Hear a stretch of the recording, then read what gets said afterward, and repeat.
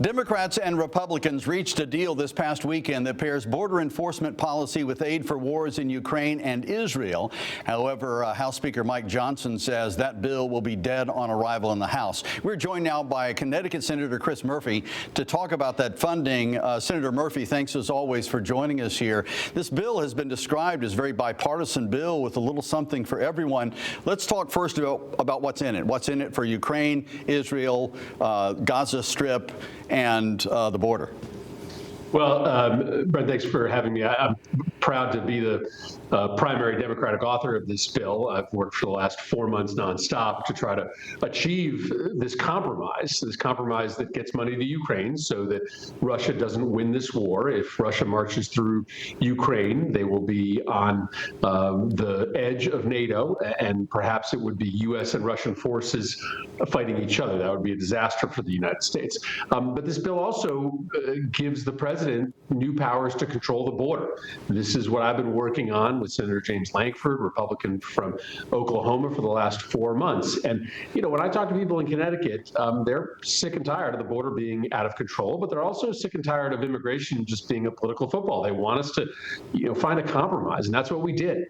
So this bill also gives the president the power to shut down the border in between the ports of entry when presentations get too high. It dramatically reforms the asylum system, so it won't take 10 years any longer to process an asylum claim. It ends all these migrants who are in homeless shelters and on the streets, because it's going to give more immediate work permits to people who are entering the country to apply for asylum. It fixes a lot of problems. It's not what Democrats want. It's not what Republicans want. It's just down the middle. And I'm proud of, having written this compromise, and I'm hopeful that we're going to get a big bipartisan vote in the Senate this week. And so then it goes to the House, and we've already heard that Mike Johnson and other House Republicans are rejecting it. As far as you understand it, do you know what the holdup is for them? I don't really understand why, Republicans in the House are saying that they won't even consider a bipartisan immigration and Ukraine compromise. I think that bill would have the votes to pass the House of Representatives. I guess Donald Trump has gotten to House Republicans. President Trump opposes any bipartisan border reform. That's what he said. He wants to preserve chaos on the border because it helps him politically, but it doesn't help the country.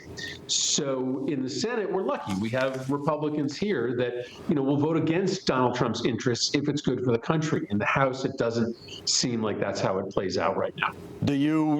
Looking at the bill, do you see any places that you think changes are possible to convince the House to pass it? Well, I'm certainly open to changes. I mean, I've been working on this bill. I know every inch of it for the last 4 months. We made lots of adjustments in this bill to win as many Republican votes as we could in the Senate. But Speaker Johnson never asked to engage. If he needs some changes to this bill to get it past the House, that's news to me. And if at some point he comes to us and tells us what he needs, we'll be willing to have a conversation with him. But I don't think he's interested in that conversation. I think he's listening to Donald Trump, and Donald Trump is telling Republicans, don't pass any bipartisan border legislation. Don't do it. Keep the border open. Keep it chaotic, because that helps me politically. And so, yeah, you've said it's a clear choice for Republicans. Fix the border or keep the chaos, because that helps Donald Trump. What do you think the GOP really wants in this case, because you've also said that you think some lawmakers are kind of pretending to want to fix the border but are not really interested in actually fixing it? I think a lot of politicians in Washington have kind of gotten used to immigration being this, campaign issue. I think more so on the right than on the left. But, neither party has bent over backwards to try to solve this issue. A lot of people thought I was crazy to, raise my hand and say, listen, I will sit down in a room with a really conservative Republican and try to hammer out an immigration compromise. People said that you couldn't do it.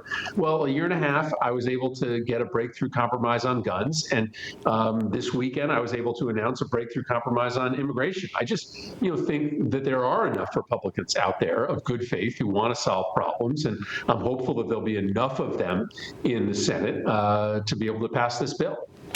All right. Senator Chris Murphy joining us today. As always, we appreciate your time. Thank you.